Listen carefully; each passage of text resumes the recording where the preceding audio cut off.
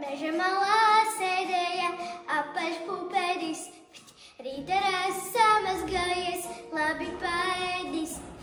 Puncis kājām pienākas, tam bija palīgs, apkārt notiekošais tam šķitamas un sīks.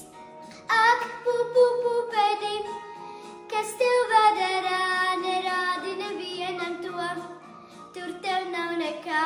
Ak, pupēdi, iedomīgais maiss apkārt pelēks tams, bet pa vidu gaiss meža malā sēdēja apaļš pupēdis. Tādu blēdi vēl neviens nebija redzējis. Apkārt viss no zelta tam, bet pa vidu tukšs. Un kad es tam pieskāros, atskanēja pukšs. Ak, pupēdi, kas tev vadarā, nerādi nevienam to, tur tev nav nekā. Ak, pupēdi, iedomīgais maiss apkārt zili pelēks tams, bet pa vidu gaiss meža malā sēdēja apaļš pupēdis. Rīta rasa mazgājies, labi paēdis. Puncis kājā pienākas, tam bija palīgs, apkārt notiekošai tam šitamas līgs.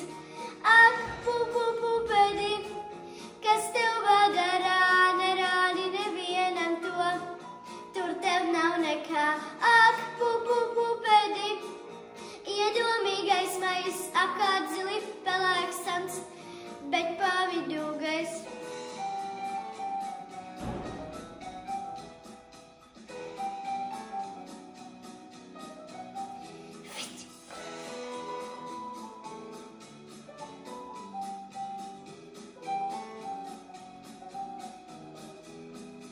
Ak, pupēdi, kas tev vadarā, nerādi nevienam to, tur tev nav nekā.